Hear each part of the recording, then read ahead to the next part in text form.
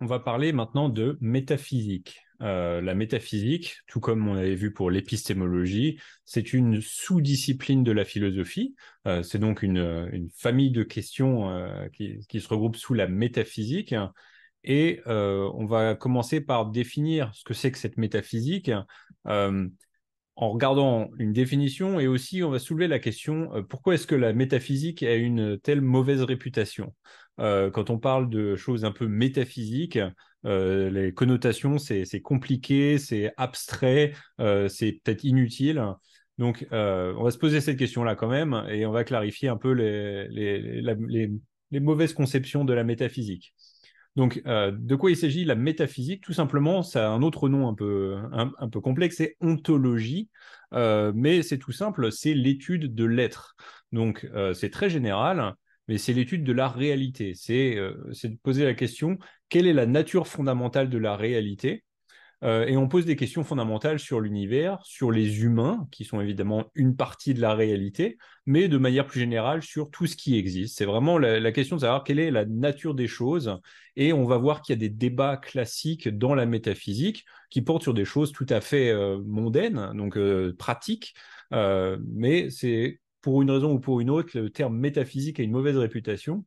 Et alors, juste pour information, j'ai sorti la réponse de Google sur la définition de métaphysique qui disait que c'est un nom.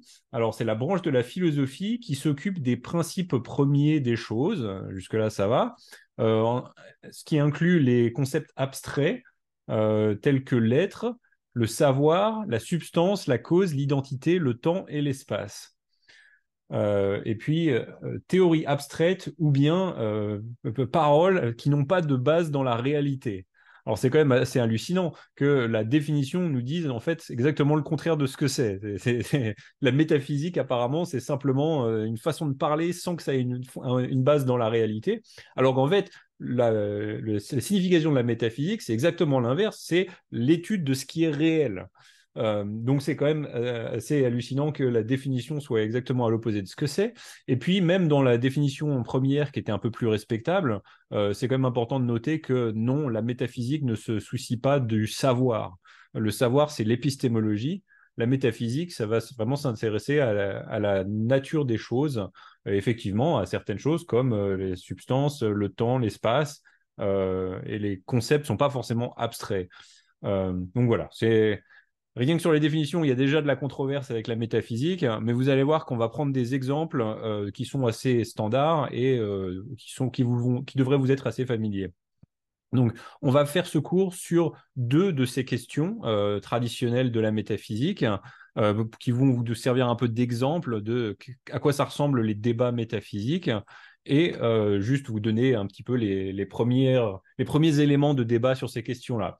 Donc, les deux questions qu'on va couvrir dans ce cours, ça va être l'âme et l'esprit. Donc, c'est une grande question de savoir si les êtres humains ont une âme, un esprit immatériel en plus d'un corps qui, lui, est matériel, ou bien est-ce que nous sommes seulement des êtres matériels? C'est un des grands débats de la métaphysique. Et le deuxième débat qu'on va regarder aujourd'hui, ça va être sur le libre arbitre. Le libre arbitre qui soulève des questions autour de nos choix. Est-ce que nos choix sont libres et particulièrement la question de savoir si on est déterminé. Est-ce que si on est déterminé, ce serait une menace au fait que nos choix puissent être libres? Donc voilà, on va regarder ces deux familles de questions métaphysiques et regarder un peu les arguments pour ou contre une position dans chacune de ces débats. Alors lançons-nous dans la question de l'âme. Quand on parle de débattre l'existence de l'âme ou de l'esprit, euh, il y a plusieurs positions possibles. Il y a le physicalisme ou matérialisme. Donc ça, c'est la position, encore une fois, hein, il y a beaucoup de ismes en philosophie, mais on va les définir correctement. Physicalisme, c'est juste une vision qui dit que la personne humaine est purement physique. Donc c'est le déni de l'existence d'une âme ou d'un esprit séparé du corps. Et matérialisme, c'est la vision selon laquelle toute chose est uniquement faite de matière. Donc, on voit bien que physicalisme ou matérialisme, les deux excluent l'existence d'un esprit immatériel ou non physique, et c'est la position réductrice qui donc nie l'existence de l'âme comme étant séparée. À l'opposé de cette position se trouve la position qu'on appelle dualisme de substance ou dualisme cartésien. Encore une fois, il ne faut pas se laisser intimider par les termes. Dualisme nous dit qu'il y a deux choses différentes, donc un corps et un esprit, ou un corps et une âme. Et de substance, c'est simplement dire c'est deux substances différentes, un corps et une âme. Et pourquoi est-ce qu'on l'appelle cartésien? Parce que c'est de manière très célèbre, c'est Descartes qui défendait cette position-là et qui avait offert des arguments en faveur du dualisme de substance. Donc on parle parfois de dualisme cartésien. Une troisième alternative un peu dans ce débat, qui est un peu une option hybride, c'est le dualisme de propriété. Alors le dualisme de propriété dit que le corps est la seule chose qui existe, donc comme le physicalisme, mais le corps acquiert en quelque sorte des propriétés mentales qui se superposent sur les événements physiques. Donc c'est l'idée de dire, il n'y a que le corps qui existe, mais il y a quand même des propriétés de ce corps qui sont des propriétés mentales. Et donc dès qu'on parle de choses telles que la pensée, les propriétés de ce qu'on va mettre traditionnellement les propriétés de l'esprit, ce sont en fait des propriétés du corps qui se superposent sur les événements physiques du corps. Voilà, c'est une position un petit peu compliquée, un peu hybride, mais il faut savoir qu'elle existe au-delà du débat purement entre les physicalistes matérialistes d'un côté et les dualistes de substance de l'autre. Alors, quand on rentre ce débat, ça peut être intéressant de se poser la question, pourquoi est-ce que c'est important? Quelle différence est-ce que ça fait de savoir si une âme existe et qu'elle est séparée du corps? Il y a deux questions qui sont très liées à la question de l'âme. La première, c'est la possibilité de vie après la mort, parce qu'on peut saisir qu'il y a quand même une connexion intuitive entre la question de l'âme et la vie après la mort, dans la mesure où la vie après la mort, traditionnellement, est conçue comme étant la survie de l'âme, au moins pendant une période transitoire, pendant laquelle l'âme est en fait détachée du corps. C'est-à-dire que le corps peut mourir, physiquement, le cadavre peut être enterré, mais l'âme continue de vivre. Et donc, les deux ne sont plus corrélés, ne sont plus associés tels qu'elles sont dans la vie normale. Et pour avoir une vie après la mort, il faudrait donc qu'il y ait cette distinction entre les deux. Si c'était une identité entre l'âme et le corps, eh bien, si le corps meurt, l'âme meurt également. Donc, cette question-là va nous intéresser si on a un intérêt pour la possibilité de la vie après la mort, on aura un intérêt dans le débat sur l'existence de l'âme. Et enfin, il y a la plausibilité de Dieu en tant qu'esprit désincarné, puisque Dieu, par définition, est un esprit, c'est un être personnel. Donc évidemment, dans la vision chrétienne, on peut même dire trois personnes, mais au moins une personne. Donc c'est personnel comme être, et pourtant, il a une existence désincarnée, c'est-à-dire que c'est une existence indépendante du monde physique. Alors encore une fois, les doctrines chrétiennes introduisent une petite complexité parce qu'il y a Jésus qui serait l'incarnation de Dieu, et donc d'un seul coup, on a maintenant un personnage physique, matériel, mais au moins en remontant avant la naissance de Jésus, avant l'incarnation, on a un Dieu qui est purement immatériel et pourtant qui existe. Donc, on a encore ici le concept d'une âme, une voire trois âmes, selon votre vision de Dieu et de la Trinité, mais on a un être personnel qui existe et qui n'a pas de corps matériel. Donc, on voit bien que ces questions-là sont très liées à l'existence de l'âme et rendent la question assez intéressante. Alors à partir de là, c'est important de se poser un peu la question de savoir si vous avez déjà une position là-dessus, et puis de réfléchir à savoir si vous avez quelques raisons de penser ce que vous pensez. Typiquement, avec mes élèves en classe, je vais faire une pause à ce moment-là et commencer à prendre des sondages.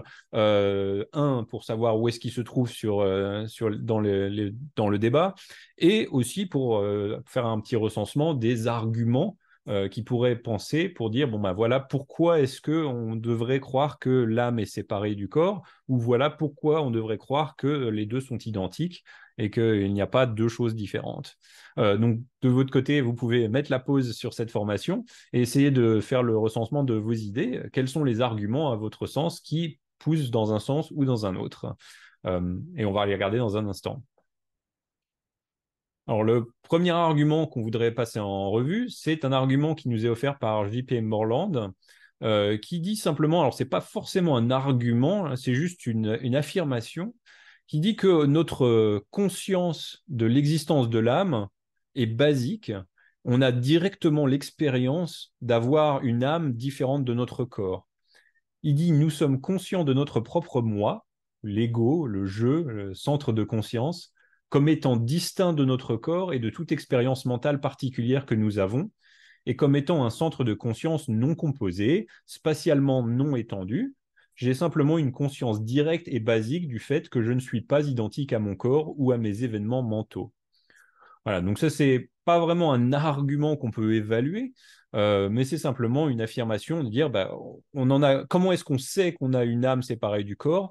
On en a une conscience immédiate, basique. Si vous vous rappelez, dans le cours d'épistémologie, on avait vu cette notion de croyance basique, c'est-à-dire que ce n'est pas une croyance qu'on fonde sur la base d'un argument ou d'une autre raison, c'est purement immédiat, ça se présente à nous. Et J.P. Morland dit que notre savoir qu'on a une âme distincte de notre corps se présente à nous de cette même manière. Ensuite, il y a Descartes, je vous le disais en introduction, c'est un des avocats, des partisans célèbres du dualisme. Descartes nous offre un argument qui se basait sur la loi de l'identité. Alors, si vous vous rappelez, sur le cours de logique, on avait vu la loi de l'identité qui nous dit que quand deux choses ont uniquement des propriétés identiques, c'est-à-dire que toutes leurs propriétés sont les mêmes, alors ces deux choses sont en fait une seule et même chose. Si on attrape deux éléments et que, en fin de compte, ces deux éléments ont toutes leurs propriétés en commun, ça veut dire que ce n'était pas deux éléments, c'en était qu'un seul, on les appelait différemment. Et donc, cette loi de l'identité, Descartes, il l'utilise. Alors, je ne sais plus s'il l'utilise, s'il lui donne ce petit nom et qu'il la cite explicitement, mais on voit bien son utilisation dans l'argument de Descartes qui dit que si l'esprit a une propriété que le corps n'a pas, alors l'esprit n'est pas identique au corps. Donc, Descartes, lui, veut essayer de nier la loi de l'identité. Enfin, c'est pas la loi qui va nier, c'est utiliser la loi de l'identité pour montrer qu'on n'a pas identité entre corps et âme ou esprit. Et lui, ce qu'il va faire, c'est essayer de trouver une propriété de l'un qui n'est pas une propriété de l'autre. Et la loi de l'identité nous disait bien, si on n'a pas toutes les mêmes propriétés, c'est pas la même chose. Et donc, lui, Descartes, ce qu'il nous offre comme propriété, comme proposition de propriété qui soit différente entre l'âme et le corps, il dit, je peux concevoir que j'existe sans mon corps. C'était une de ses conclusions quand il faisait le doute cartésien, quand il cherchait à douter de toute chose et qu'il en est arrivé à douter de sa propre existence. Il s'est dit, je peux douter que mon corps soit réel puisque je n'ai pas forcément la garantie que mes perceptions sensorielles sont fiables. Peut-être que je suis en train de rêver, peut-être que je suis juste un cerveau dans un vase en train d'être stimulé. Toutes ces choses-là seraient compatibles avec la même expérience que je fais de moi. Donc il peut concevoir que son corps n'existe pas. En revanche, sa conclusion en réfléchissant sur la possibilité de ne pas exister, c'était que si, même quand il doute, il ne peut pas douter qu'il y a au moins un doute qui est en train de se faire. C'est-à-dire qu'il ne peut pas douter qu'il existe. S'il doute, s'il pense, alors il existe. On avait vu, je pense donc j'existe. Et donc, Descartes, il conclut de ces choses-là, il disait, bah, je peux concevoir que j'existe sans mon corps, mais je ne peux pas concevoir que mon corps existe sans mon corps, donc je ne suis pas identique à mon corps. Alors c'est la propriété qu'il pense avoir identifiée qui nous dit que l'un et l'autre ne sont pas la même chose. Alors une difficulté avec cette propriété-là, c'est qu'on peut mener cet argument selon une parodie. Et la parodie que je vous offre, c'est la différence entre Hespérus et Phosphorus. Et ça, c'est simplement deux noms qui avaient été donnés à Vénus, qui s'appelait Hespérus, ou l'étoile du matin, et Phosphorus, l'étoile du soir, avant que l'on sache que les deux étaient la même planète. Donc on avait une étoile le matin, une étoile le soir, on leur donne des noms différents, avant de savoir qu'en fin de compte, c'était la même, mais qui se présentait à deux moments différents. Alors on pourrait faire une affirmation similaire à celle de Descartes en disant « Je peux concevoir que Hespérus n'est pas Phosphorus ». Ouais, ça a du sens de concevoir que ce n'est pas la même chose. Par contre, je ne peux pas concevoir que Phosphorus n'est pas Phosphorus. Par conséquent, quoi, Hespérus n'est pas identique à Phosphorus? Bah, dans notre cas, on voit bien que c'est faux, puisque Hespérus et Phosphorus sont identiques, elles sont identiques à Vénus. C'est bien une seule et même chose, mais c'est juste qu'on ne pouvait pas concevoir l'un existant sans l'autre. Et donc, ce que ça nous dit, c'est que le raisonnement de Descartes, purement sur sa capacité à concevoir que son corps existe sans son corps ou que son âme existe sans son corps, ça ne nous dit pas vraiment que les deux ne sont pas la même chose, puisque la capacité qu'on a de concevoir une chose n'est pas vraiment une propriété de la chose en question. C'était plus une affirmation qui concerne Descartes et sa capacité à concevoir de quelque chose. C'est pas vraiment une propriété de l'objet, telle que sa taille ou sa couleur ou sa masse. Voilà, c'est ses propriétés propres qui comptent dans la loi de l'identité. Donc cet argument est limité à cause de cette parodie. Un autre argument en faveur de l'âme est offert par William Lane Craig qui se pose la question de savoir mais est-ce que c'est pas mon cerveau qui serait jubilatoire quand je suis jubilatoire et il écrit ceci, il dit le cerveau en tant que substance physique a simplement des propriétés physiques, des choses comme un certain volume, une certaine masse, une certaine densité, un emplacement, une forme, mais le cerveau n'a pas de propriété mentale. Le cerveau n'est pas jubilant, le cerveau n'est pas triste, le cerveau ne souffre pas. Lorsque vous avez mal au dos et que vous souffrez, ce n'est pas le cerveau qui souffre, même si le cerveau est impliqué dans les circuits qui vous donnent l'expérience de la douleur. Ainsi, le cerveau seul, en tant que globule physique de tissu, n'a pas les propriétés mentales caractéristiques des états mentaux, de telle sorte que le matérialisme réducteur ne fonctionne pas. Donc là, il nous offre toutes ces propriétés de l'âme qui sont peut-être un peu plus prometteuses que celles que Descartes nous fournissait, comme étant des choses qui sont des propriétés de l'âme, mais qui ne sont pas des propriétés du cerveau ou du corps, ce qui prouverait qu'on a, encore une fois, selon la loi de l'identité, une distinction entre les deux, on a une différence, ce ne sont pas la même chose, et donc on aurait une âme séparée du corps. Ensuite, il y a aussi l'enseignement divin potentiellement qui pourrait être une source de connaissance. Alors ça présuppose plusieurs choses. Ça présuppose que Dieu existe, mais si Dieu existe et qu'il s'est révélé dans un texte religieux qui enseigne aux humains qu'ils ont une âme, alors les humains ont une âme. Ça part du principe que Dieu est omniscient. Il connaît donc la vérité au sujet du dualisme ou du matérialisme ou du physicalisme. Et s'il a décidé de nous révéler la vérité à ce sujet-là, eh bien, cette vérité-là va être quelque chose qu'on peut savoir. Donc, si Dieu existe et qu'il s'est révélé dans un texte religieux qui enseigne aux humains qu'ils ont une âme, alors les humains ont une âme. Cela semble être ce que la Bible enseigne. La Bible semble affirmer que l'on a bien une âme, un esprit distinct de notre corps. Alors, c'est pas entièrement non controversé parce qu'il y a quand même des chrétiens qui se disent physicalistes, qui pensent que l'âme n'est pas une substance séparée du corps, mais il reste quand même la minorité. Donc on peut tout à fait défendre raisonnablement cette prémisse qui dit que la Bible enseigne le dualisme, ou l'implique du moins, et ça nous permettrait de conclure, Dieu existe, il sait de quoi il parle, il nous dit que le dualisme est vrai, et donc il faut croire que le dualisme est vrai, et qu'on a bien une âme différente du corps.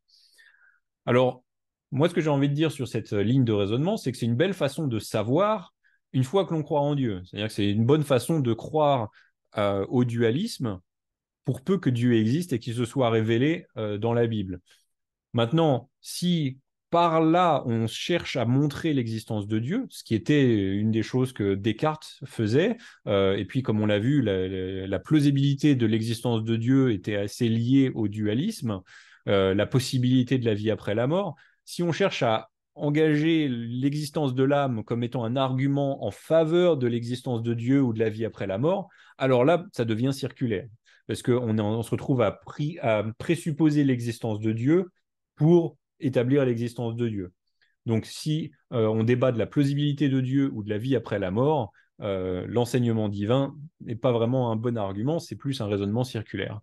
mais ça reste une bonne façon de savoir la vérité sans forcément avoir un argument qui va débattre contre la personne qui rejette l'existence de Dieu ou la fiabilité de la Bible. Alors, on va regarder ensuite les arguments qui s'opposent au dualisme, donc des arguments en faveur du physicalisme. Et le premier à considérer, c'est le fait qu'il y ait une corrélation entre le cerveau et l'esprit. Nous pouvons observer les états du cerveau et voir les événements en corrélation avec la pensée de l'esprit. Donc ça peut se faire avec un scanner du cerveau. On offre des stimuli et on va voir qu'il y a des événements dans le cerveau qui correspondent un pour un avec la pensée du patient. Et donc, on a cette corrélation entre les deux. Les dommages dans le cerveau aussi, qui entraînent des dommages dans l'esprit. Si on a une blessure dans le cerveau, ça se traduit par une incapacité de l'âme. L'esprit devient affecté par ces blessures. Et donc, cette corrélation entre l'état physique et l'état mental suggère peut-être que, en fait, on n'a qu'une seule chose ici. Alors, la limitation de cet argument, c'est de dire, est-ce que la corrélation implique forcément l'identité? Non, pas forcément, hein. Il pourrait y avoir deux choses différentes qui sont simplement corrélées l'une à l'autre, qui s'affectent de manière causale l'une à l'autre, que l'âme puisse causer des choses dans le cerveau et que le cerveau puisse causer des choses dans l'âme, sans pour autant que ces deux choses-là soient forcément identiques. Donc, ce n'est pas forcément décisif, mais c'est quand même intéressant de voir qu'il y a cette corrélation entre le physique et le mental. Un autre argument en faveur du physicalisme, c'est le défi du matérialisme. Alors, le matérialisme, c'est une thèse dont on avait déjà parlé qui dit que tout ce qui existe est purement matériel. Le monde matériel est donc tout ce qui existe. Et si la matière est tout ce qui existe, alors il n'y a pas d'âme immatérielle. Ça va de soi que si tout ce qui existe est purement matériel et que l'âme n'est pas matérielle, eh bien l'âme n'existe pas. Alors le problème ici, encore une fois, c'est le raisonnement circulaire. Si on affirme le matérialisme pour ensuite nier l'âme, le matérialisme présuppose lui-même qu'il n'y a effectivement pas d'âme, qu'il n'y a pas de Dieu, que la matière est tout ce qui existe. Donc, pour un croyant qui affirme l'existence de Dieu et l'existence de l'âme, ça ne va pas être un très bon argument puisqu'il présuppose que tout cela est faux afin de montrer que cela est faux.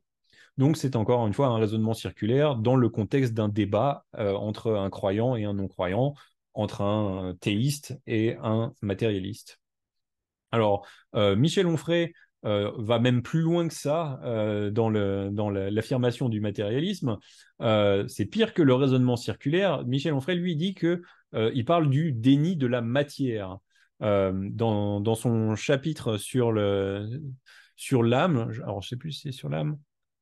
Bref, c'est dans le traité d'athéologie. Il a tout un paragraphe qui est titré «Le déni de la matière» et il se plaint que les personnes religieuses nient le matérialisme, c'est-à-dire qu'elles nient l'existence de la matière. Et il dit si tout est composé de matière, alors l'âme, l'esprit et les dieux le sont aussi. Les monothéistes détestent la matière et la réalité, donc toutes les formes d'immanence. Alors, c'est pas juste un raisonnement circulaire, c'est aussi un épouvantail ou un homme de paille puisqu'il confond le déni du matérialisme avec le déni de la matière. Une personne qui rejette le matérialisme ne rejette pas l'existence de la matière. Elle rejette juste la thèse du matérialisme qui dit que seule la matière existe. Mais évidemment, personne qui réfléchit une seconde n'est là à dire que la matière n'existe pas. Donc, évidemment, les théistes ne sont pas touchés par la critique de Michel Onfray ici, qui dit que on nie la matière si on nie le matérialisme. Non, une personne peut tout à fait de manière cohérente affirmer que la matière existe, mais que ce n'est pas juste la seule chose qui existe, qu'il existe aussi une âme et un esprit non matériels. Alors voilà, c'était une première introduction au débat sur l'âme et l'esprit dans cette famille de la philosophie qui est la métaphysique. Et on va passer maintenant à une deuxième question traditionnelle de la métaphysique, qui est le libre arbitre. Alors, le libre arbitre humain, c'est quelque chose dont on a quelques notions assez intuitives, même avant de s'engager dans la philosophie du libre arbitre. C'est de comprendre qu'on fait des choix, et on en fait tous les jours des choix, et la question se pose de savoir si ils sont libres. Est-ce que les êtres humains ont un libre arbitre? On va se demander, est-ce qu'on l'a? Mais même, qu'est-ce que c'est d'ailleurs? Qu'est-ce que ça veut dire que d'avoir le libre arbitre? Faisons-nous des choix libres? Et les philosophes se posent la question très compliquée de savoir quelles sont les conditions nécessaires et suffisantes pour avoir ce libre arbitre. De quoi avons-nous besoin pour dire que nos choix sont libres, que nous avons le libre arbitre? Alors j'ai mis quelques images pour essayer d'élever un peu vos intuitions sur la question, de voir quels seraient les défis du libre arbitre, quelles seraient ces choses qui pourraient mettre en question nos choix libres, dans quel cas est-ce que nous n'aurions pas de libre arbitre?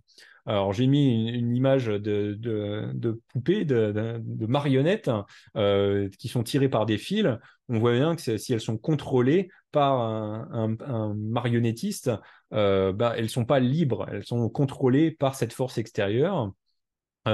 L'image du gangster avec son pistolet qui dit la bourse ou la vie. Donc là, on voit que c'est la coercition qui peut-être nous fait faire des choses dont on dirait qu'ils ne sont pas libres. Si je lui donne mon porte-monnaie sous la menace, on ne pourra pas dire que mon choix était libre.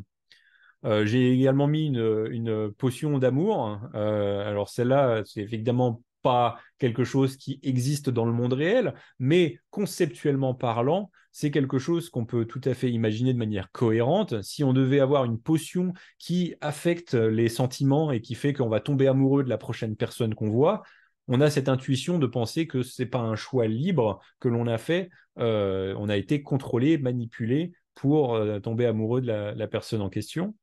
Et la dernière illustration que j'ai mise ici, c'est celle de la manipulation par l'hypnose. Donc là, dans le film Les Indestructibles 2, ils ont ces lunettes qui les hypnotisent et qui les font agir contre leurs intérêts. Donc ce type de manipulation par hypnose ou d'autres stratagèmes, on sent bien aussi que ce serait un challenge, une menace, un défi pour le libre arbitre, puisqu'on se retrouve à faire des choix, à faire des actions qui ne seraient pas dites libres. Alors, avec ces intuitions en place, on va pouvoir se poser la question de manière un peu plus précise, qu'est-ce que c'est le libre arbitre? Et de voir la définition standard dans la littérature philosophique. On dira que le libre arbitre, c'est la condition de contrôle de la responsabilité morale. Alors, je vais expliquer tout ça.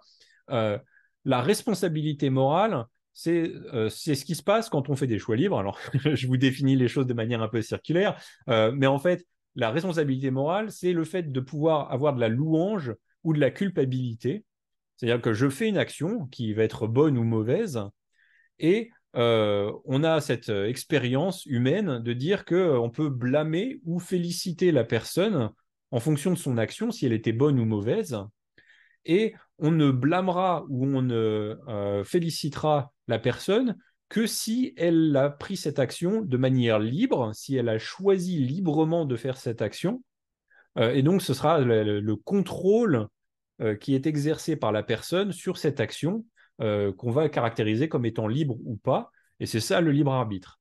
Donc, on a cette notion intuitive. Je pense que je n'ai pas besoin de détailler plus cette histoire de louange ou de culpabilité pour une action. Et on, on a. Bon, j'ai mis une illustration pour vous montrer la différence. Pourquoi est-ce qu'on va blâmer ou féliciter une personne en fonction de son choix, si elle est libre ou pas? Eh bien, c'est imaginer une personne qui saute d'une falaise. Il y a une différence fondamentale entre celle qui court et qui saute librement de soi-même, et puis celle qui va être poussée de la falaise. Et donc là, on peut imaginer la situation dans les deux cas, le deux cas où c'est louable et dans le cas où c'est interdit ou coupable. Imaginez que ce soit une falaise où il est permis de sauter et c'est une falaise très haute, donc c'est impressionnant si quelqu'un saute, c'est quelque chose de louable, c'est du courage. Et on voit bien que dans cette utilisation-là, la personne qui saute librement, on peut la féliciter, on peut louer son courage, alors que la personne qui aura été poussée, on dira, bah non, il n'y a pas de mérite, elle a été poussée contre sa volonté, donc on ne peut pas vraiment la féliciter pour le courage d'avoir sauté. Et de manière opposée, symétrique, imaginez maintenant qu'il y avait un gros panneau interdiction de sauter de la falaise. Alors à ce moment-là, l'action de sauter, c'est quelque chose qui serait potentiellement blâmable, ce serait une culpabilité. Et là, de la même manière, on dira que la personne qui a sauté librement, on peut la blâmer, puisque c'était son choix, c'était son action libre de sauter alors que c'était interdit. Et la personne qui a été poussée contre son gré pourra pas être blâmée, elle pourra utiliser ça comme une excuse et dire mais non, je peux pas être blâmé pour ça, je peux pas être accusé, j'ai pas choisi, j'étais pas libre, on m'a poussé et donc je ne suis pas blâmable. Donc on voit que c'est cette condition pour la responsabilité morale, le libre arbitre, c'est de choisir librement son action. Alors, j'ai dit c'est la condition de contrôle de la responsabilité morale parce qu'il y a d'autres conditions que celle-là pour la responsabilité morale. Il y a aussi des conditions épistémiques. Alors, on a vu ce terme épistémologie, épistémique. Ce sont des conditions qui font référence à du savoir. Et là, on va voir que pour être blâmable ou félicitable dans une action libre, il faut aussi avoir connaissance de certains faits pertinents. Si on est ignorant de certains faits, on pourra éventuellement ne pas être responsable moralement. Donc, on va voir dans les slides suivantes, le libre arbitre, c'est une condition qui est nécessaire pour la responsabilité morale, mais elle n'est pas suffisante. Au-delà du libre arbitre, on a aussi ces conditions épistémiques. Et alors, je vous donne un exemple pour vous en rendre compte de manière intuitive. Imaginez que dans le vase, dans la boîte qui garde le sucre, quelqu'un a remplacé tout le sucre par du poison. Et moi, je prends ma cuillère et je verse la poudre qui s'apparente à du sucre, qui a toujours été du sucre, et je le verse dans la tasse de ma femme. Eh bien, en fait, j'ai tué ma femme par cette action de prendre du poison et de le mettre dans la tasse. Mais est-ce qu'on dirait que je suis coupable d'avoir assassiné ma femme? Non, parce que je ne savais pas que le sucre avait été remplacé par le poison. Donc là, il y avait un fait pertinent que j'ignorais et mon ignorance m'excuse dans cette action-là. On dira que... Alors, je l'ai fait de manière librement, d'accord? J'ai choisi librement de prendre ma cuillère, de la plonger et de mettre dans la tasse, mais on dira que je ne satisfaisais pas les conditions épistémiques pour être responsable moralement. Donc voilà, on ne va pas s'attarder trop sur les conditions épistémiques, ce n'est pas le sujet de notre leçon de métaphysique ici, mais c'est pour vous placer un petit peu le libre arbitre comme étant une condition de contrôle pour la responsabilité morale, au-delà des conditions épistémiques qui pourraient y avoir en place. Alors, le gros défi quand on parle de libre arbitre, hein, c'est de savoir si ce déterminisme, le déterminisme, est compatible avec le libre arbitre. Alors, le déterminisme, c'est l'idée que tous nos choix, tout ce qui se passe, est déterminé par des facteurs antécédents. C'est-à-dire que tout événement serait déterminé par un ensemble de conditions suffisantes qui le précèdent, de telle sorte que tout est absolument nécessaire et s'enchaîne un peu tel des dominos qu'on pourrait imaginer, qui sont nécessairement poussés par ce qui vient avant. Et si c'est le cas, se pose la question de savoir si nos choix pourraient être réellement libres. Si on est contrôlé, si on est déterminé dans tous nos choix, est-ce qu'on pourrait réellement dire qu'on a le libre arbitre? Donc c'est cette fameuse question très standard dans les débats sur la métaphysique du libre arbitre. Si tout est déterminé, alors toutes choses étant telles qu'elles sont, au moment du choix, nous n'avons pas la capacité de faire autrement. Et donc, on voyait un peu dans ces premiers exemples de définition et premiers exemples un peu intuitifs de ce que c'est que le libre arbitre, on sent bien que c'est un contrôle sur notre choix, et c'est un contrôle qui requiert qu'on ait plusieurs alternatives et qu'on ait choisi d'en prendre une parmi les autres. Et donc, le déterminisme pourrait être un défi à cette condition-là, un challenge qui dirait que la responsabilité morale requiert d'avoir des possibilités alternatives. Et si c'est le cas, eh bien, le déterminisme exclurait le libre arbitre. Donc c'est un des gros débats dans la littérature. Est-ce que le déterminisme, comme il exclut l'accès réel à des possibilités alternatives, est-ce qu'il n'est pas incompatible avec le libre arbitre? Alors dans ce débat-là, il y a plusieurs positions et on va voir quelques ismes, encore une fois, pour voir un peu toutes les positions qui sont prises sur ce débat. Alors, le libre arbitre est-il compatible avec le déterminisme? C'est la question fondamentale qu'on vient de soulever. En réponse à cette question-là, se trouvent deux écoles, ceux qui disent oui et ceux qui disent non. Et donc, on va appeler compatibilisme la position qui dit que les deux sont compatibles, que le libre arbitre est compatible avec le déterminisme, et incompatibilisme, c'est l'inverse, qui dit que non, les deux ne sont pas compatibles. Et ensuite, on pose la question supplémentaire de savoir, indépendamment de savoir si le libre arbitre est compatible avec le déterminisme, on pose la question de savoir si le déterminisme est vrai.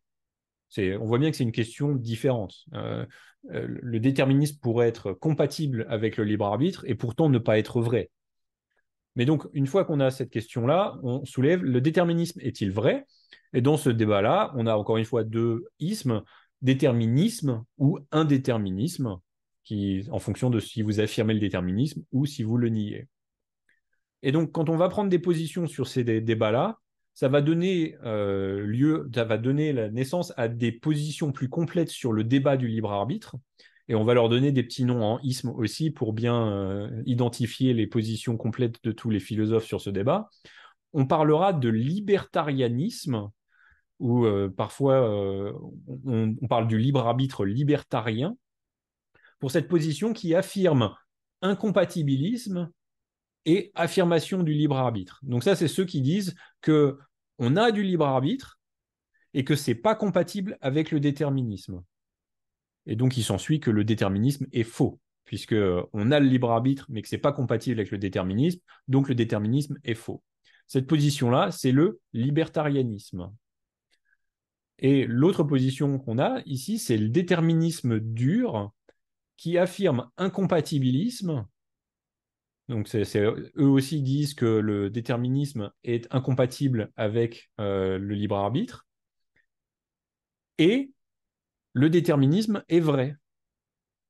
Et donc, on rejette le libre arbitre. Donc ça, c'est le déterminisme dur qui dit il faudrait qu'on ne soit pas déterminé pour être libre, mais on est déterminé, donc on n'est pas libre. Et enfin, je ne l'ai pas appelé ici explicitement, mais ça s'oppose en fait au déterminisme doux, qui lui est la conjonction du compatibilisme avec le déterminisme. Et donc le compatibilisme nous dit que le déterminisme est compatible avec le libre arbitre, et on affirme le déterminisme, mais donc on peut maintenir aussi le libre arbitre, ça s'appelle des fois le déterminisme doux. Voilà, ça fait beaucoup de ismes, mais avec cela, on a un univers logique bien défini, avec les différentes positions. Et donc, lorsque vous allez étudier les arguments en faveur d'une position ou d'une autre, vous saurez, vous prenez une position dans ces débats-là, et vous aurez le libellé qui correspond à votre position sur les débats du libre arbitre. Alors, c'est un univers de débat sans fin, c'est passionnant, c'est même mon domaine d'expertise, c'est sur ces sujets-là que j'ai fait mon doctorat à moi. Donc, je ne peux pas rentrer trop dans les détails des arguments en faveur de toutes ces questions-là, mais je vais juste vous donner un avant-goût du débat en regardant un des raisonnements assez fondamentaux qui a été offert dans ce débat-là, pour vous donner une idée de où on va. Vous pouvez vous faire votre idée sur cette ligne de raisonnement-là, et puis ensuite, si vous êtes intéressé, allez lire un peu la littérature sur compatibilisme et incompatibilisme, libertarianisme, déterminisme et compagnie. Alors, l'avant-goût que je vais vous donner, c'est les cas de style Frankfurt.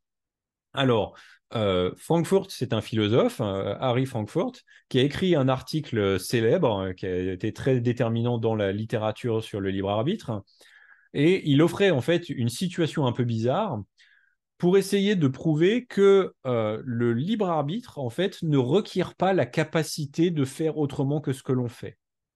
Donc ça, c'était cette affirmation un peu fondamentale qui disait la responsabilité morale et le libre arbitre requièrent une capacité de faire autrement, une capacité d'avoir une alternative possible.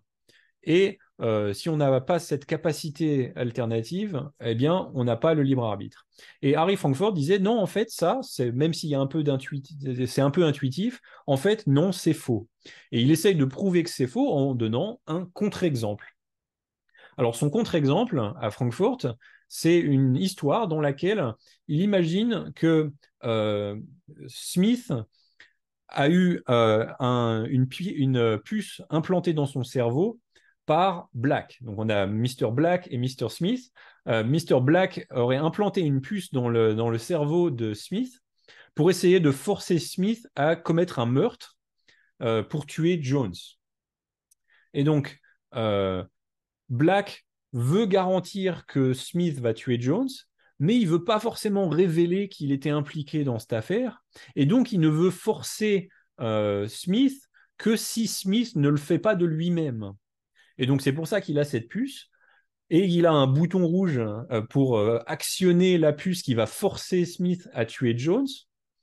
Mais il observe Smith, parce que si Smith va tuer Jones par lui-même, alors eh bien, Black ne veut pas appuyer sur le bouton, il n'aura pas besoin de le faire, il va juste laisser les choses se faire naturellement. Et en observant Smith, il se trouve que Smith tue Jones par lui-même. Donc là, on a une situation dans laquelle Smith tue Jones par lui-même, bien que Black l'aurait forcé à tuer Jones s'il avait été sur le point de s'abstenir. Donc on a une situation dans laquelle, à cause du bouton et de la puce, on peut affirmer que ce n'était pas possible pour Smith de ne pas tuer Jones, de s'arrêter en chemin, puisqu'il aurait été forcé si jamais il allait s'abstenir. Donc c'était impossible pour lui de s'abstenir. Et pourtant, on a cette intuition, nous dit Frankfurt, que Smith est moralement responsable, puisque finalement, la puce n'a joué aucun rôle dans son choix de tuer Jones. Black était là à regarder Smith, mais il n'a jamais appuyé sur le bouton, la puce n'a jamais été activée, et donc tout s'est passé exactement comme s'il n'y avait pas eu de puce, s'il n'y avait pas eu de Black, et c'est juste que Smith a choisi de tuer Jones. Donc de manière très intuitive, Smith, on dirait qu'il est moralement responsable. Et donc Frankfurt dit, voilà, ce cas-là, c'est un cas dans lequel on a une personne qui fait quelque chose, elle est moralement responsable, elle a le libre arbitre, et pourtant elle n'avait pas la capacité de faire autrement que ce qu'elle a fait. Donc c'est un argument qui est utilisé parfois pour affirmer le compatibilisme, qui est dire que on pourrait être déterminé pour faire quelque chose et pourtant être moralement responsable, puisqu'on n'a pas besoin de cette capacité catégorique de faire autrement que ce que l'on a fait. Voilà. C'est un petit article un peu intéressant, c'est un scénario un peu farfelu, mais ça vous donne une idée du type d'argument qui s'offre sur la nature du libre arbitre. Et il y a toute une littérature très fructueuse qui s'ensuit. Et je vous invite à plonger dedans si vous êtes intéressé. C'est un débat fantastique de la métaphysique sur le libre arbitre. Voilà, ça conclut notre leçon sur la métaphysique. On a vu ensemble des questions et des arguments qui faisaient référence à l'existence de l'âme ou de l'esprit, et puis ensuite sur la question du libre arbitre, avec encore une fois des arguments et des débats fascinants sur cette question-là. Mais ce sont des questions pratiques qui ont des applications pratiques, et bien que ça s'appelle métaphysique, ça ne veut pas dire que c'est abstrait ou nébuleux ou que ça n'a aucune application. On a des applications très claires pour le libre arbitre sur l'existence de Dieu et sur la possibilité de la vie après la mort. Pardon, pour l'existence de l'âme, on a des conséquences sur l'existence de Dieu et sur la possibilité de la vie après la mort. Et pour ce qui est du libre arbitre, on a des questions très pratiques de responsabilité morale. Est-ce qu'on peut blâmer quelqu'un? Et donc toutes les questions juridiques qui s'en suivent pour savoir si on peut effectivement condamner quelqu'un sur la base de leur choix libre dans ce monde. Voilà, ça conclut notre leçon sur la métaphysique.